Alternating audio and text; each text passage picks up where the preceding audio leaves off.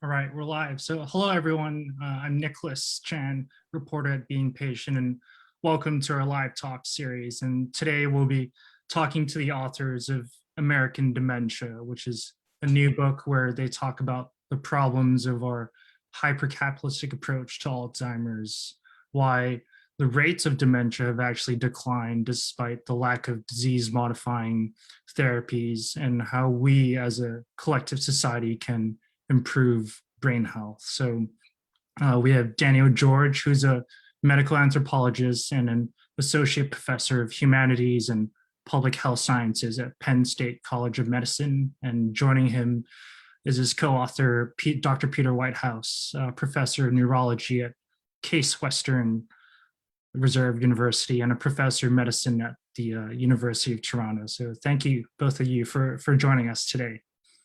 Thanks for having us, Nicholas. We appreciate it. Yeah, So good summary.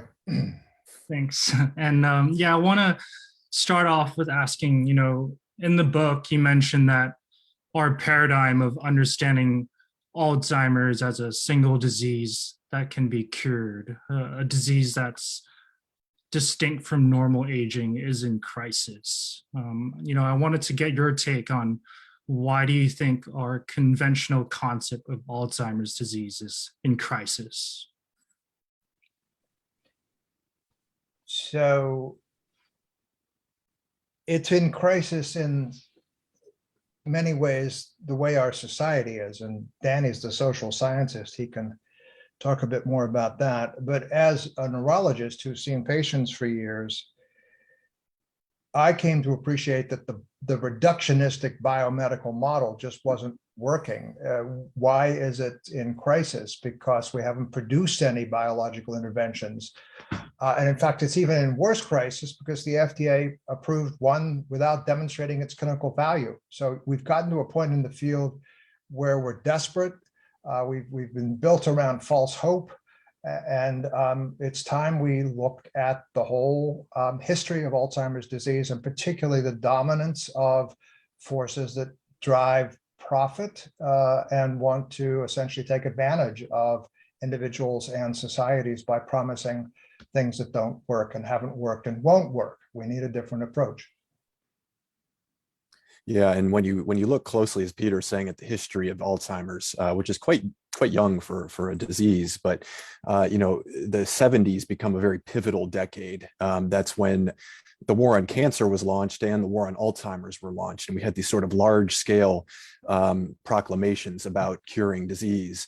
And clearly those were effective political shibboleths in terms of getting funding to come in and shaping the markets and kind of rallying researchers around a shared goal. But as Peter said, we may have likely defined the problem wrong. With cancer, we now look at it as multiple cancers. It's an array of a spectrum of conditions. And so it goes too with Alzheimer's disease, we would argue, and many agree, what we're dealing with is not a singular condition. It's a age-entangled syndrome that's heterogeneous, and that complicates the search for a simple single mechanism cure. Right. And what are the specific anomalies that we're seeing? The fact that Alzheimer's isn't a single disease, that it's more like multiple diseases or like a syndrome. So an anomaly is an interesting way of describing it. It kind of implies we're in a paradigm shift, which I think we are. And the heterogeneity that Danny described, and we also described in the book, in our original book, The Myth of Alzheimer's, is at every level. We now know there are hundreds of genetic modifying factors, so it's not one disease. We know that although a lot of attention is paid to the senile or neuritic plaque with the amyloid in it, there are many other pathological features in the brain. We know clinically, I sometimes say, if you've met one person with the label Alzheimer's disease, you've met one person, because Alzheimer's disease is something that is a label that unfortunately people end up with, but it's not due to something that just happened in late life. It's something that they did that happened to them throughout life. So Danny and I really take this intergenerational perspective and focus on the brain health of children and how we can improve that. Lead poisoning is an example of something we've known about for centuries and not done enough about. And that affects the brains of kids. And that will leave them with brains when they're older that are not as resilient as they would have been had they not been exposed to that. An example of one of many toxins which we have in the environment that can affect brain health. And if I can just add to that too, to build on what Peter's saying about Alzheimer's, the most rare cases of Alzheimer's are just plaques and tangles. Most cases are mixed pathology. So you don't just have plaques and tangles, you have vascular lesions, you have white matter disease, you have other abnormalities. So it's very rarely just one thing. And so once you concede that point, then you're now starting to talk about multiple cures, or a cocktail of approaches that's going to be necessary to deal with this syndromal heterogeneous condition. So I think part of what motivates Peter and I isn't selling books. We don't really care about that, but it's just telling the truth and just trying to get people to deal with in a clear-eyed way with the reality we have in front of us, and understand why so many drugs haven't worked and why we've thrown billions of dollars into this process and have not produced an effective clinical treatment. Right. And Daniel, to your point about how we realize that there's a lot of things going on in the brain aside from the plaques and tangles, right? Like post-mortem studies have found quite a bit of cases, right, where people have, like you said, mixed dementias and have different pathologies. Can you tell us more about the findings of these studies and really like what the implications are moving forward then? Yeah, absolutely. So, I mean, one famous study is the Nun Study, which people will likely be familiar with. But, one revelation that was found in that study on several hundred nuns and has been replicated in populations around the world is that about 40% of normally aged people have pathology in their brain consistent with an Alzheimer's diagnosis, but they don't have clinical dementia. So not only is this a heterogeneous condition, and syndromal, the pathology is not destiny. And so there's a very complicated picture here. And the simple story of, if we just throw enough money into this single mechanism approach and give the market enough time and science enough time, it will produce a cure. It's complicated by these things that start to emerge when you actually study this condition and produce data about it. It's a very complicated picture. It's a Jackson Pollock painting rather than a painting with one or two characters. And I mean, it's a very complicated picture. Right. And do you think that this heterogeneity of Alzheimer's, this was to some extent evident already when, back to the days when Dr. Alois Alzheimer was studying his first patients, right? With, in the book, you mentioned how,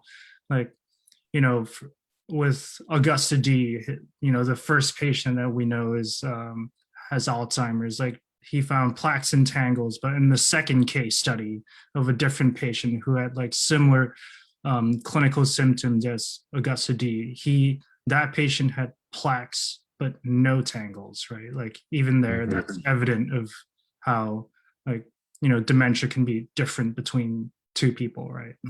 Yeah.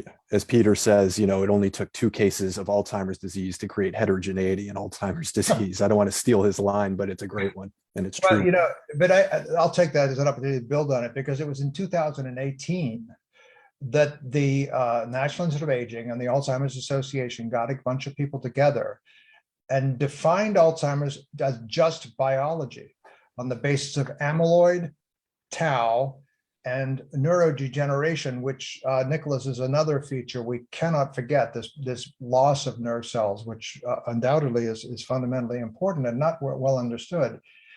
But they put everybody into these classifications based on A, T, and N. It's called the ATN classification. And people fit in all those boxes. And the scientists themselves are demonstrating at the brain level and other levels that this is heterogeneous. But the crisis, to use your word again, is that they're now defining this as biology, which is why this drug, aducanumab, was approved with an unvalidated biological marker of amyloid using neuroimaging without demonstrating clinical benefit. So the field is in crisis because it's dehumanizing people. It's removed people's stories from the picture and replaced it with brain scientists who think they understand more than they really do, and many want to make money out of it. Mm-hmm. Right. So you're saying like our framework of Alzheimer's now has been restricted to the ATN framework, which is purely biological, right? But there's like so much more to Alzheimer's syndrome than AT and N, right? Yep. Yeah, and I think Dr. Alzheimer would be abhorred by that. You know, he was most famous in his career for his use of therapeutic baths with people, with dementia, living with dementia. So, he was very committed to compassionate care of aging people, and I think he would be horrified that we're now reducing people to biomarkers. Right, and even Dr. Alzheimer, like he had some reservations about whether like the patients at patients like Augusta D had like a distinct disease process or whether it was senile dementia, right? Can you tell us a little bit more about like what was going on there and the history behind that? So I'll jump in because I actually saw the brain tissue of the original case in Munich where Alzheimer's moved, invited by Emil Kraepelin, who will be known to many people as one of the fathers, and I'm sorry to use the male I guess we blame the men for this, of psychiatric classification. And Alzheimer described his case in 1906 to a bunch of his colleagues. Then he wrote it up. And then Kraepelin used the term Alzheimer's disease in his textbook in 1910 to the consternation, and even Kraepelin himself was not sure that they described a separate condition. So yes, not only were it was the heterogeneity evident in the very beginning, but this notion of whether they described a separate condition, separate from senile dementia and so on. And then it was in the 1970s that people all of a sudden decided to lump some of these rarer, younger forms that Alzheimer and others have described with this mass of older people, all of whom to one degree or another have an aging brain going on. So at what point do you think the Alzheimer's field became so hyper-focused on the whole amyloid hypothesis? And what do you think is the problem really of being so hyper-focused on this hypothesis then? Yeah, I think, and Peter lived through this. I'm studying it in retrospect, but the amyloid cascade hypothesis more or less emerged in the 90s and started to shape the drug search in the 2000s. And why is the fixation on amyloid problematic? Well, I mean, for one, we don't entirely know what amyloid does in the brain. And I mentioned the Nun study earlier and the fact that people can have plaques, which are, have beta amyloid as the constituent part of them, and not have dementia. But beta amyloid is also a feature that we see with like stress response and immune response, and it's necessary for the growth of cells and synapses. You see it in response to hypoxia and traumatic brain injury. So there are people like our colleague and friend George Perry who have even proposed, and others as well, that amyloid could be a form of scar tissue or the brain's self-repair response, but we have assigned it value as toxic and attacked it as if it were a pathogen.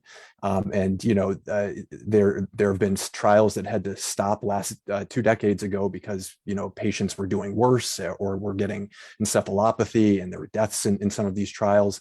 And in fact, in the aducanumab studies that we've referred to already, 40% of the high dosage group receiving this anti-amyloid drug had edema, or microbleeds in the brain, and shrinkage of brain volume. So it's, again, we're perhaps misidentifying amyloid as toxic, full stop. And I think that's defined the field for the past several decades, perhaps to our detriment. The reason there's a single word answer also, although Danny's answer was great, genes. So the reason amyloid got so much attention was that in very rare cases, a genetic abnormality in genes responsible for some aspects of amyloid were found in these rare cases. And I think the lesson here is that medicine is obsessed with genes. We think that the answer to understanding health and to understanding our basic personalities, personalized medicine, is based on genes. Well, we're ignoring the environment, and this climate crisis. This is another big point in the book. There are things we can be doing to improve the climate, the environment, the communities we live in.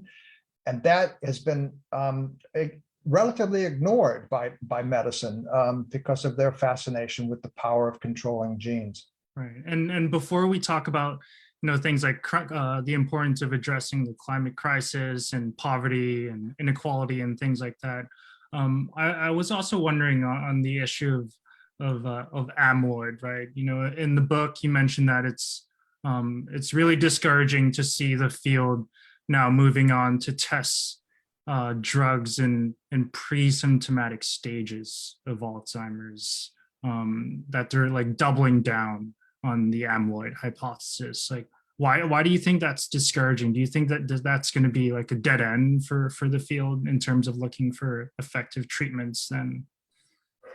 Well, there are studies going on people who just have amyloid in the brains and no symptoms. And the people who, there are a small group of about a half a dozen very co-opted opinion leaders who wrote guidelines about how to use aducanumab, or Aduhelm as it's called. Many opinion leaders think we shouldn't be using it much at all. But these folks even presage in those guidelines that for using the drug on people with myocardial impairment and Alzheimer's disease, maybe one day we'll be giving it to people who don't have that. So why are they doing that? Well, some of it makes sense. The earlier you start therapy may be the best, only if you're treating something that's clear, and they're not in the case of Alzheimer's, and also something that's clearly harmful, which they're not. So, but it's some people, of course, are really well-meaning. They want to intervene with the disease early. Some people just say, my God, look at this market. If we can just give it to everybody who has a positive amyloid scan, regardless of what it means and regardless of what we do with it. So, I mean, there is an element of disease mongering, which is a term that's been used, of extending the boundaries beyond even conditions where people have any symptoms or any complaints. Yeah, I think pharma wants a statin is the, and this represents an opportunity to treat people upstream with these new diagnostic labels like MCI and subjective cognitive impairment that have emerged in the last several decades. But, why is it dangerous, to your question, Nicholas? I just read a really great article you wrote that was published yesterday, I think, about people who are receiving Aduhelm right now, and they're all very hopeful. They all see this as, with optimism, with the most possible optimism you can. And, it raises the question of false hope. What if this is a drug that's going to harm them or not do anything for them? They've invested all of their hope and a lot of money, presumably, in this very expensive $56,000 a year treatment. And that's even before PET scans and all of the other add-on costs that are associated with it. So, yeah, I mean, what is false hope? What is true hope? That's really part of the core message of our first book and this book. Right. And yeah, I mean, to your point about like there are side effects, and these are and they can be potentially dangerous, right? I mean, the ARIAs that we see in the clinical trials, right? Those are important to know that they can happen, right? And that they can be serious. And rather amazingly, the FDA labeling, which started off being far too broad, still continues no contraindications, whereas most people believe that people with strokes and blood coagulation problems and a number of hypertension, these hemorrhages and this edema may prove to be much worse in the real practice than it was in the rarefied environment of trials. And by the way, talk about controlling the narrative, and that's what the company did. They were very deceptive in the views of many people. They measured brain volume. Other drugs in this category have caused shrinkage of brain, which we don't understand either. They haven't talked about that. And by the way, speaking about not talking about it, they submitted to the Journal of the American Medical Association their data for publication. They got a review that they didn't like, and that data is not yet published. So that's an important marker for how much do we really believe the story that they have been trying to spin around the efficacy and the safety. Are you talking about Biogen? Sorry, yes, I'm talking about Biogen. Right. Whose CEO is probably the only person in the world who believes that the price of this drug is fair. And I'm sure he's got a few other people in the industry, but the idea that people have done models, and if as many people that Biogen convinced to go to an infusion center to take the drug, it would, in the modeling, bankrupt Medicare. Right. And how about, the notion about that maybe we're going to need therapeutic cocktails in the future for this to be to effectively treat Alzheimer's. What do you think about that then? Well, Danny already used the word cocktails, and I sometimes joke, I think probably we need a therapeutic cocktail, but yeah, it's panels of biomarkers and cocktails of drugs. So they're still pursuing, if they think, well, we don't need one cure, we don't need one biologic, we need a tau drug, we need an anti-inflammatory drug, then you begin to wonder just what is the cost? And I mean that not only in terms of the expense of these biomarkers and the cost to patients and families that we've talked about already of participating in things, but the opportunity cost, and I know we're going to get to this eventually, spending all this attention and all this money on approaches which haven't worked, because of the arguments we've been making are not likely to work, and there are things we can do that give true hope. If I could just add to that briefly, in terms of just stripping the mystification away from, the notion of giving cocktails for Alzheimer's disease. I mean, if you look at it with clear eyes, then are we really just talking about multiple treatments of brain aging processes? And if so, are we talking about trying to cure or prevent aging at that point? And I, again, think that we need to appeal to people's scrutiny and need to see things as they are in the world. And when you start to hear cocktails, to me, that's a red flag. And we really need to think critically about what that means and what the implications are, as Peter's already laid out. Right. Yeah. So let's talk about, the opportunity costs and what you think we should also be paying attention to in terms of like building a more brain healthy society that you talked a lot about in the book. I was wondering, what do you think are the reasons for why the rate of dementia has actually been declining in developed Western countries like the US, like Canada, like the UK, and what are some of the reasons, and what lessons can we take from those reasons? Yeah, that's really the motivating question behind the book and what gets me excited about this, because there's such an irony here, right? That drugs have almost uniformly failed, and yet these dementia rates are declining. And out of that paradox was emerged this book. So what's going on? So when they pool the data from all of the countries that you mentioned, Nicholas, what they see from the 1980s onward is a per decade reduction of 13% dementia risk for the cohorts that are growing older in those decades, and a 16% risk specific to Alzheimer's disease. So when you zoom out from that and try to understand what's happening culturally, there are two main patterns that emerge. One is that over the course of the 20th century, we got much better at treating vascular disease, vascular risk factors, heart attacks, high cholesterol, diabetes, and those sorts of things. And two, we provided higher education and formal education to tens of millions more people in those countries. And the part that I always like talking about is that those things don't just happen in a vacuum. They happen within a very particular political economic context. And specifically after the 1930s and the World Wars and the Great Depression, Western states saw fit to start investing in their populations again. There were limits put on capital mobility. There was taxation of wealth of the rich, of corporations, and that money was redistributed and used to build strong safety nets.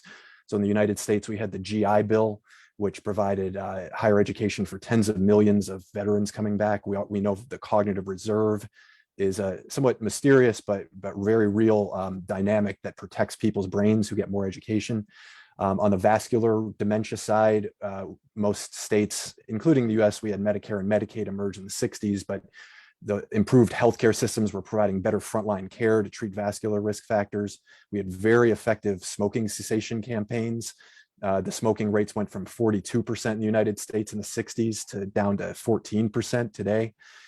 We were able to get lead out of gasoline, by the EPA using the Clean Air Act, basically and that resulted in an 80% drop in blood lead levels in United States citizens from the 1970s to the 1990s. So all of these collective investments from the 20th century seem to be having these downstream brain health benefits for the cohorts of folks who are aging.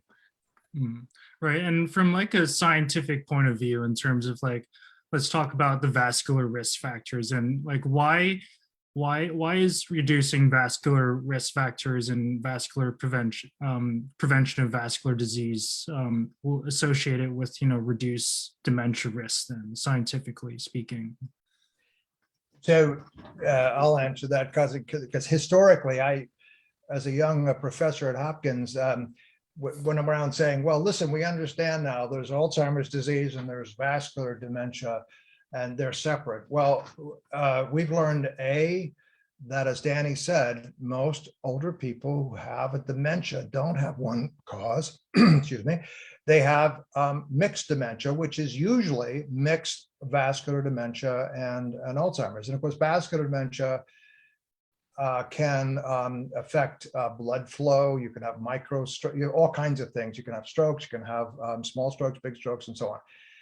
However, I think the mystery is even greater than that it seems that some of the things that Danny was just describing, the treatment of vascular risk factors, of diabetes and so on, actually affects the neurodegenerative part. So somehow the basic protective factors for both the loss of nerve cells and the damage to blood vessels have the same list in them. So it's very confusing as to why these vascular factors, protective factors, have an effect on a panoply, a whole series of things. So yeah, it's a very it's one of the things we've learned is lots of these so-called individual dementias, Parkinson's, Alzheimer's, vascular, Lewy body, they overlap. And so everybody's dementia to one degree or another is relatively unique. Even in the rare genetic forms, the pathologies vary. So, this idea we can put people into boxes and give them pills and cocktails on the basis of individual, discrete categories is just fallen by the wayside. And vascular risk factors are an important part of that message. Right, and you mentioned that even for the genetic forms of Alzheimer's, there's like mixed pathology. So are you talking about like folks with genetic mutations on like the APP, PSN1, PSN2? Even for them, they have mixed pathologies as well. Yes, that is one of the most surprising things in many ways. It says there's a lot we don't understand because you affect one little effect of a protein of a gene, and you don't just get one pathological feature. So yes, variability all the way through. And how about education then? What do we know about, education, cognitive reserve, and dementia risks then? Well, I'm going to jump in because Danny and I have both worked with these intergenerational schools, and Danny already mentioned the GI Bill and the fact that we have made social investment in education across the life course. Of course, what Danny didn't say, but it's implied, is we're all these things we did back in those days of the 70s, we're not doing them anymore. We are at risk of losing this game. And it's not just having people get a piece of paper. It's what does education do to their brain? What does it do to their humanity? So Kathy, my wife, and I, and others, and Danny were involved in the development of these intergenerational schools, which we think represents the life course perspective that we need to take on brain health, and creates environments where people learn together, they share stories together, they build relationships, and they play together. I mean, one of the problems with our world of education is we've made education too serious. It needs to be more playful and engaging for people. Right. And yeah, can you tell us a little bit more about the intergenerational schools and how you think that, really encapsulates the approach of taking a life course approach in terms of maintaining brain health then? Well, Danny can talk about his award-winning research at Oxford University, where he studied people with dementia, some of whom were my patients, when they volunteer in the school. But the overarching conception is Kathy, my wife, was a developmental psychologist. I was a geriatric neurologist. We both agreed, even before we had grandkids of our own, that it was important for older people and younger people to get together. And so these kids from Cleveland, who often came from challenged families, met with these older adults on a regular basis. And the signature program we used to call reading mentoring, now we call them learning partners, where the kid, one kid and an adult paired off, would spend time building a relationship by sharing stories from their own lives or books that we would have in our library about intergenerational relationships. But as I said, the story took on greater impact when Danny did some research that actually demonstrate what our intuitions thought, that this would be a valuable quality of life enhancing activity for both the kids of all ages and the older adults. Right, because one of the worst things that happens with an Alzheimer's or any other dementia diagnosis is the social death, the stigma that accrues to that diagnosis. And it can remove people from community, from protective bonds, from social networks that we know are protective for brain health, but just for general well-being and quality of life. And so what the intergenerational school does is effectively reframes people living with dementia as mentors within the school. So interestingly, the school used to be located 2 floors below a memory and aging clinic in the same building. And so people with Alzheimer's diagnoses on the 3rd floor would be mentors reading to kids on the 2nd and 1st floors and in the basement. It was just a really, really cool environment. So yeah, I did a randomized control study for my doctoral research. And the group that came to the school for 6 months every week had significantly lower stress. They had better sense of purpose, sense of usefulness and connection to their community. They didn't show cognitive improvement per se, but they certainly were cognitively stimulated and looked forward to coming every week, even if they didn't quite remember it. They sort of came to life when they knew that they were coming to the school and would get to see kids. And they can read books with children. They can sing songs with kids. They can make art projects. It's, as Peter's saying, it's a very horizontal type of learning model that is very lifespan oriented, as you framed it, Nicholas.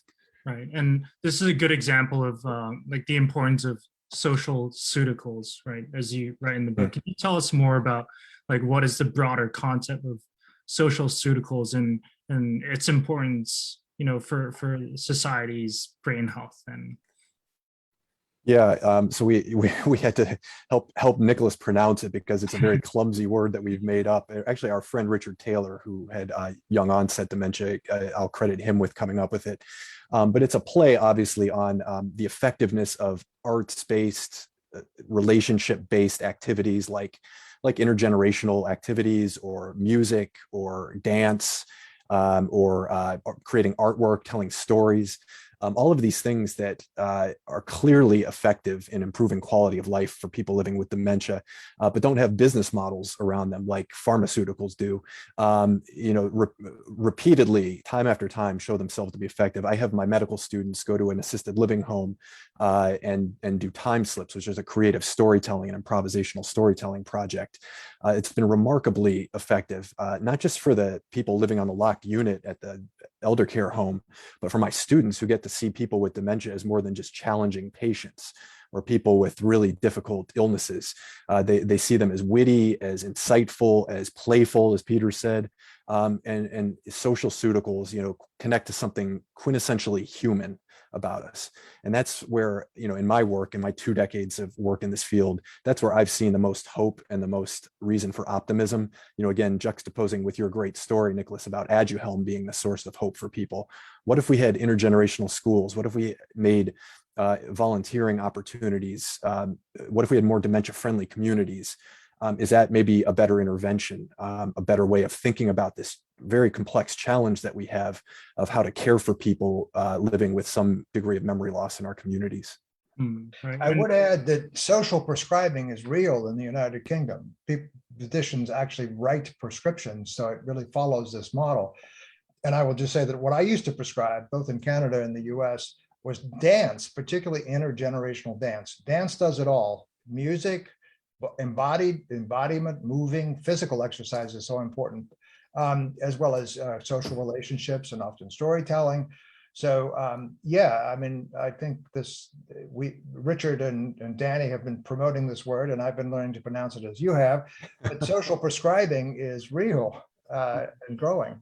Right. And, this reminds me of the work of Dr. Daniel Potts. He's a neurologist, and he's a founder of an organization called Cognitive Dynamics. And they connect students with folks living with dementia for education and to create art together, right? And Dr. Potts, we did an interview with him recently, and he talked about how big of a role watercolor painting was for his late father who had Alzheimer's. That he found he found a newfound talent in water painting after his Alzheimer's diagnosis, and it was a big part of his life after his diagnosis, right? So yeah, but Daniel, I think to your point, it's so important to help people have that sense of meaning, that they're still part of the community after a diagnosis, right? Because there's so much stigma behind the label of Alzheimer's or dementia, right? So social pseuticals is definitely very important for folks with diagnosis. And thank you for sharing Dr. Potts's work. I am not familiar with it, but I'll look it up. And I just to share with your audience too, one other program similar in nature is Opening Minds Through Art. This was started by Elizabeth Locon at Miami of Ohio University.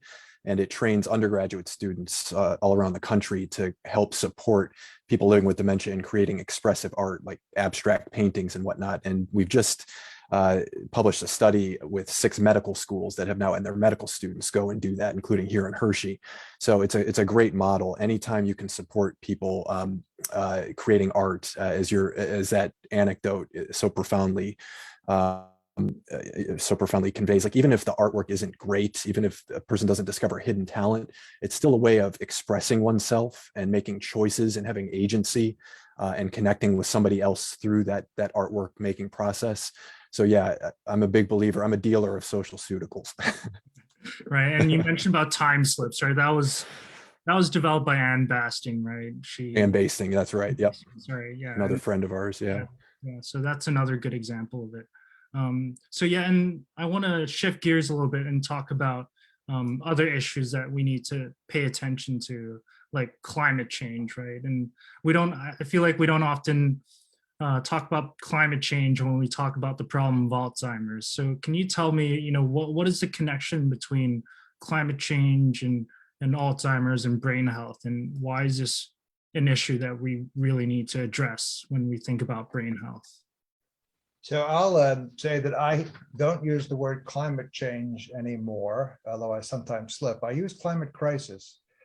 We are living in a new geological epoch, the Anthropocene, that clearly says that we have made huge changes in our planet. And why did I get focused on this? Because if you look at the things that the climate crisis causes, people with dementia are at particular risk. So dehydration and heat and floods and disasters and so the idea that the most vulnerable in our society, who cannot move away or get confused, are at risk for the effects of the climate crisis are real. And of course, the other category of people that are kids. So I mean, this really puts the vulnerable ends of the life course together. But the other thing I say all the time, the greatest threat to the quality of life of people with dementia is the climate crisis, because it's also the greatest threat, in my view, to all of humanity. And of course, it's not just the environment, but it is all the things that go along with that. The market fundamentalism that values certain things over others and has allowed us to rape the planet, basically, to live off the backs of our kids and future generations. So we think of dementia as a lever. If we can put it in the right places in society and open people's eyes to thinking about that issue differently, perhaps it will have effects on other things, which in many ways are more important. So the climate crisis is important practically for people with dementia and conceptually for us to think of systems of interaction. And if we improve natural spaces for people to exercise in community, well, that's going to do wonders for people with dementia, but wonders for lots of other things as well. Right. And I think one example that comes to mind in terms of climate change or climate crisis effect on folks with dementia's quality of life is, how the wildfires here in California are just getting worse, right? And I remember doing a story last year about how, long-term care homes have to evacuate their residents living with dementia. And, the administrator there told me that it's just had such a big effect on the residents there having to evacuate, and all the stress that comes with evacuating, the change in routines, and it really impacts people's people's quality of life. So I think that's just one example of how this is an important issue to address, right? So yeah. I lived in assisted living in Canada, in Toronto, one of the most civilized cities in the world, when there was a huge flood, a downpouring. We'll see more of that. And they had to evacuate me from the 7th floor and all the other residents. So I lived that confusion where, people with dementia do well if they're supported by a community which provides routines. But when something like that happens, they are the most likely to suffer. Right. And how about our fight, the issue of poverty? How does that again relate to our brain health then?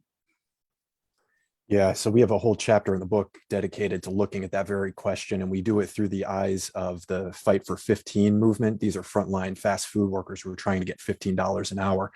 And we just show how when we know what is protective for brain health, from diet to exercise to stress and poverty reduction to avoiding substance abuse issues and head injuries and on the work job injuries, workplace injuries, it's almost impossible to have brain health when you're poor, working poor in this country.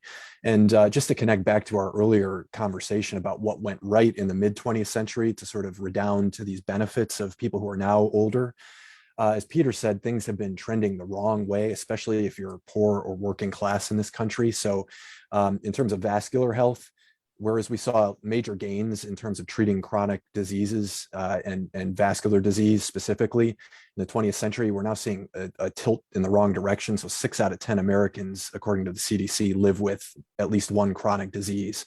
So we're starting to see a reversal of those gains. There's 80 million or underinsured in this country still. It's a major problem. These are people who are not getting care or getting very minimal care, not treating vascular risk factors until it's too late in many cases. That's unconscionable. Wages have been stagnant for the working class for 40 years, real wages. And, the Fed released a survey a few years ago that 40% of Americans couldn't cover a $400 expense without going into debt or selling something. So there's a lot of people living very precarious, stressful lives. I think we saw that boil over a bit with Occupy Wall Street a few years ago and then dissipate, unfortunately. But we've got falling lifespans on our hand. We lost a whole year and a half of life expectancy last year. But the year 4 of the 5 previous years, we also had falling life expectancy. That's unprecedented through the 20th century.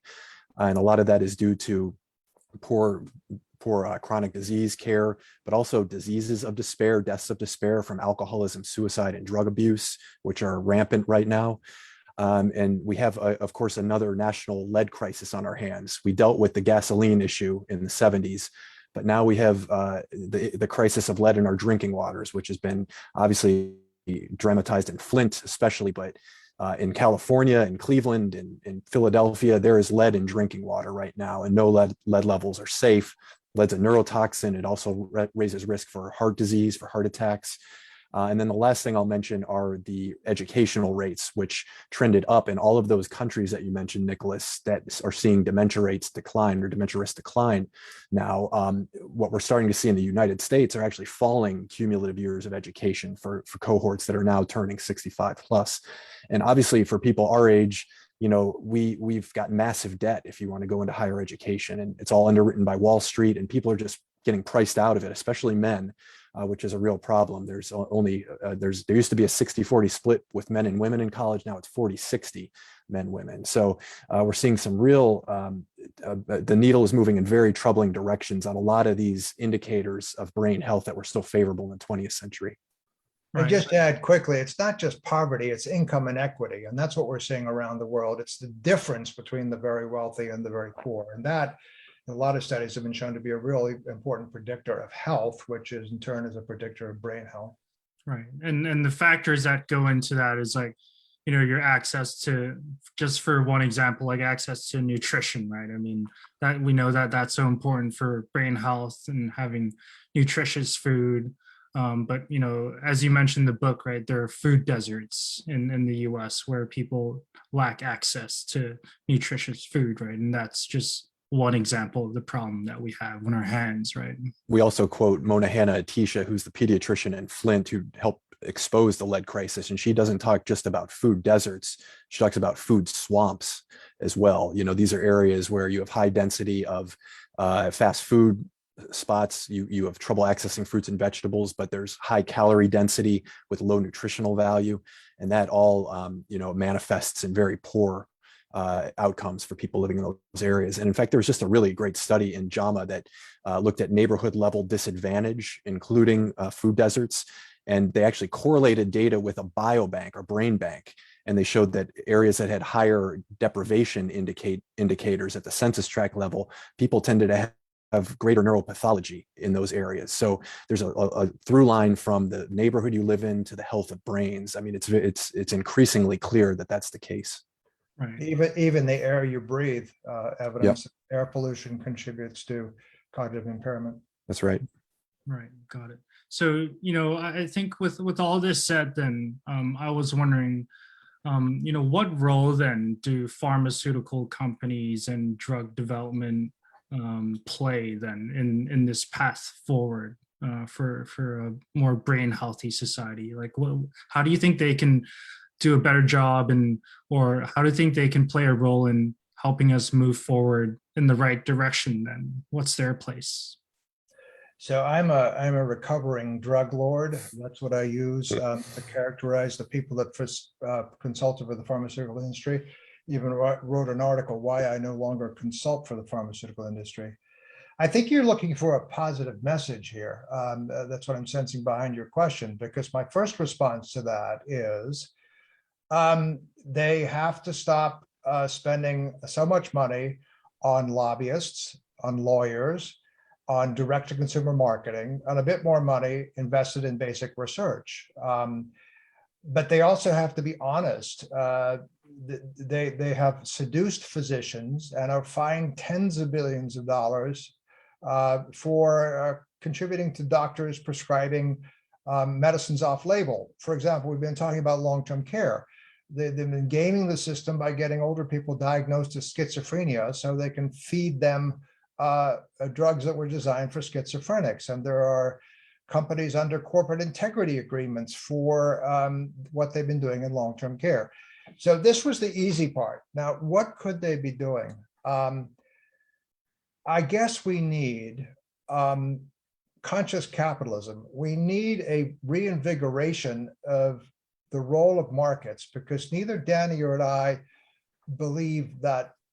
In fact, I just attended a whole conference organized by my university as business as an agent for world benefit. So, but I think big agriculture, big pharmaceuticals, big energy, these are companies that need to be radically transformed. And I personally don't think they will be transformed unless government steps up to take capitalism and regulate it better. So ultimately, it's getting the money out of Washington to allow democracy to come forth in what we proudly will call social democracy. It's democracy. It's just a democracy for the people, not for the profits. And Danny, do you have anything to add? Yeah, I'll just kind of put a bow on what Peter said. I think, it's the social democracy of the mid-20th century was clearly effective in treating the acute problems of that era. but also manifesting in downstream benefits. And yeah, like FDR said at the time, the New Deal was to save capitalism from itself. Social democracy doesn't exist outside of capitalism.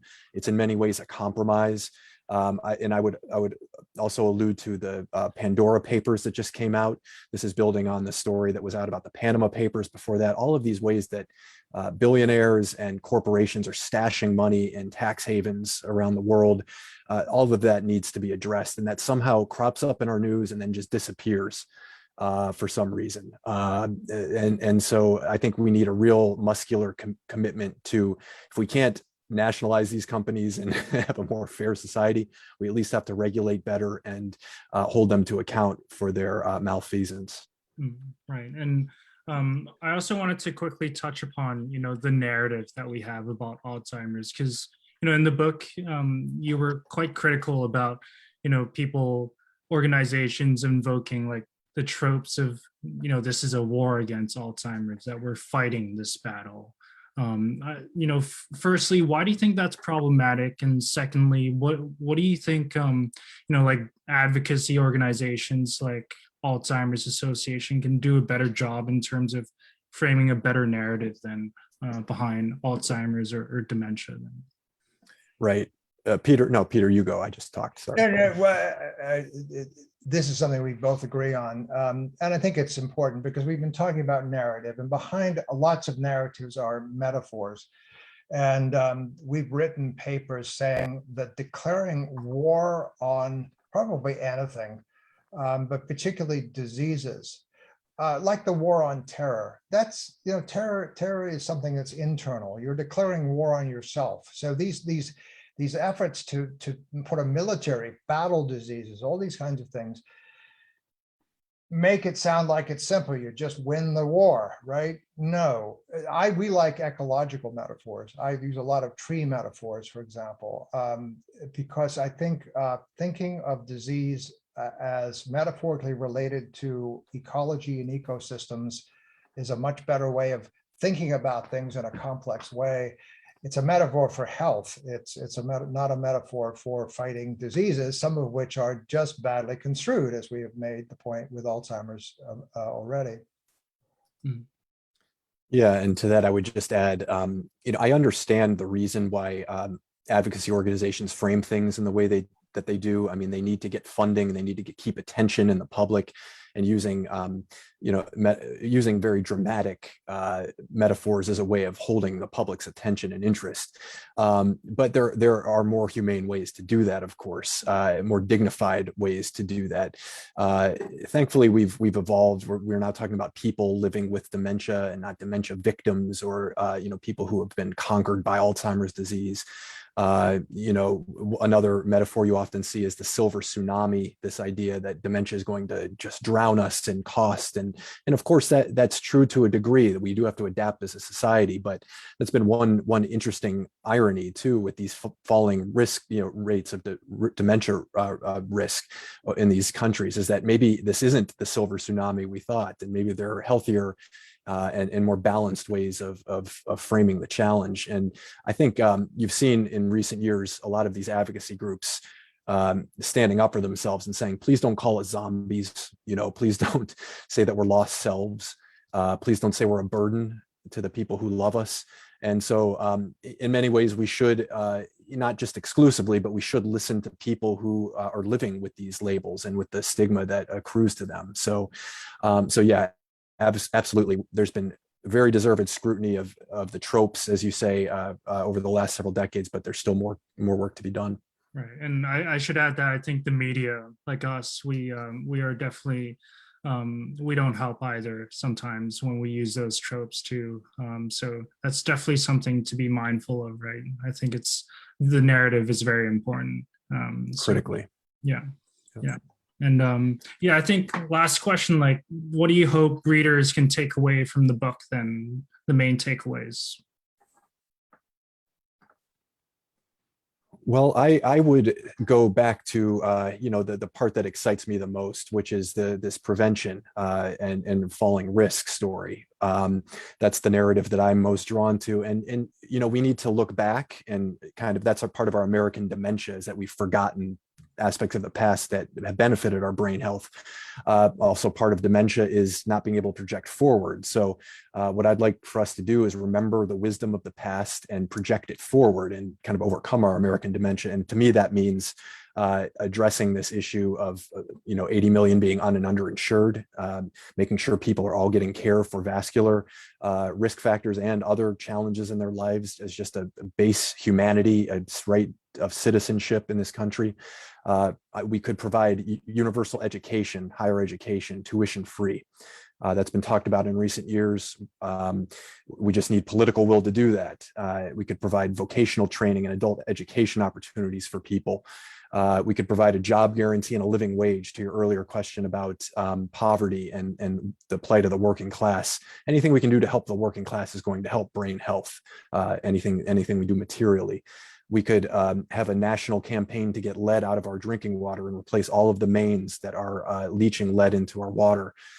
We could have national long-term care insurance, as they do in Japan, where every citizen is guaranteed the right to institutional or at-home care. We could lastly invest in socialceuticals, like we do in other scientific and drug-based approaches. That's where the effectiveness is. That's where quality of life and relationships and community building is. We could put our money and investments there. That's what I would like to see. Right, right. Just quickly, Danny referred to the wisdom of the past. Maybe that's a little bit me, but my hope is Danny. In fact, I hope he's a run for president someday. Oh boy.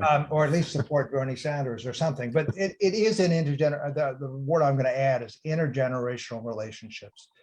We've got to work together to create communities that take our responsibility for the future, be it Danny or be it my grandkids.